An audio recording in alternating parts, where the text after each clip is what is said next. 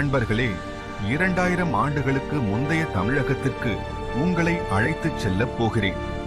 இன்றைய நாமக்கல் மாவட்டத்தில் இருக்கும் கொல்லிமலை அன்று வெறும் மலை அல்ல, அது வீரத்தின் அடையாளம். அங்கு வாழ்ந்த ஒரு மாவீரன் வரலாற்றில் இன்று வரை வில்வித்தைக்கு இலக்கணமாக திகழ்கிறான்.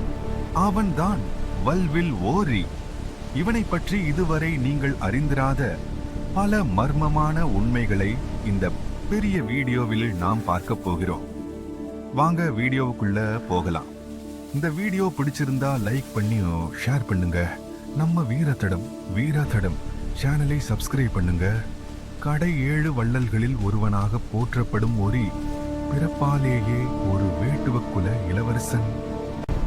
சிறு வயதிலேயே வில்வித்தையை தன் மூச்சாக கொண்டவன். மற்ற வீரர்கள் இலக்கை பார்த்து அம்பெய்தால் ஓரி சத்தத்தை கேட்டே இலக்கை துளைக்கும் சப்தவேதி வித்தையை கற்றவன்.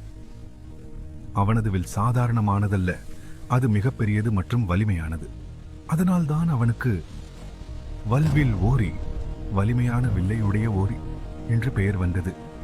சங்க இலக்கியமான புறநானூறு ஒரு வியக்கத்தக்க சம்பவத்தை சொல்கிறது. ஒரு நாள் வேட்டைக்குச் சென்ற ஓரி ஒரு பெரிய யானையை கண்டு அம்பெய்தார். அந்த அம்பு என்ன செய்தது தெரியுமா? யானையின் தலையை துளைத்து அடுத்து நின்ற புலியை கொன்று அதற்கு பின்னால் இருந்த கலைமானை சாய்த்து அப்படியே ஒரு பன்றியை வீழ்த்தி இறுதியாக ஒரு புற்றில் இருந்த உடும்பை துளைத்து நின்றது.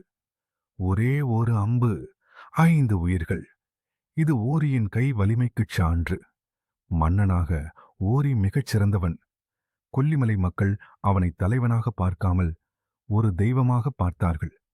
அந்த மலையில் விளையும் அரிய வகை மூலிகைகளும் தேனும் உலக புகழ் பெற்றவை. ஓரியின் ஆட்சியில் கலைகளும் வளர்ந்தன. கூத்தர்களுக்கும் பாணர்களுக்கும் வாரி வாரி வழங்கிய வள்ளல் அவன்.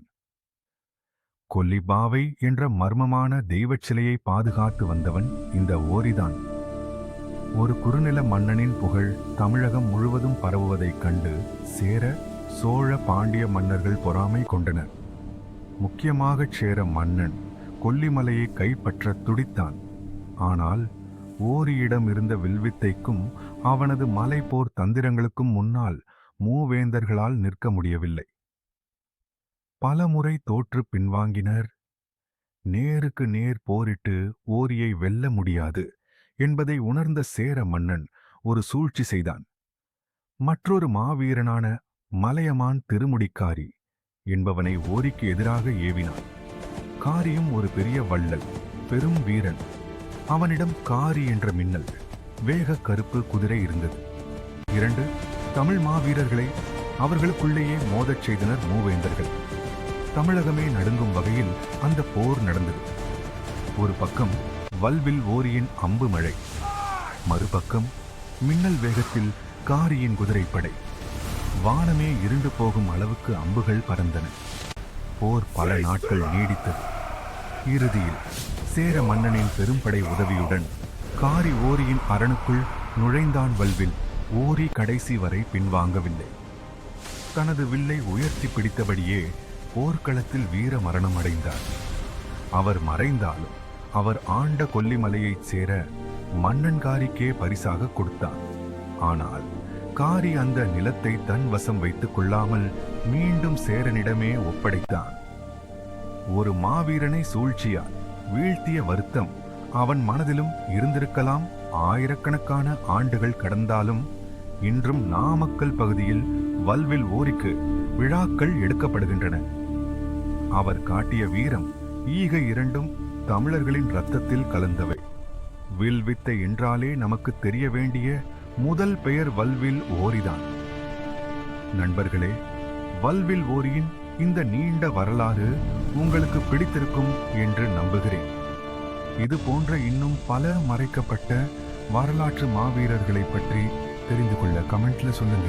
மறக்காம இந்த வீடியோவை உங்க நண்பர்களுக்கு ஷேர் பண்ணுங்க. மீண்டும் ஒரு வரலாற்று சம்பவத்தோடு உங்களை சந்திக்கிறேன். நன்றி.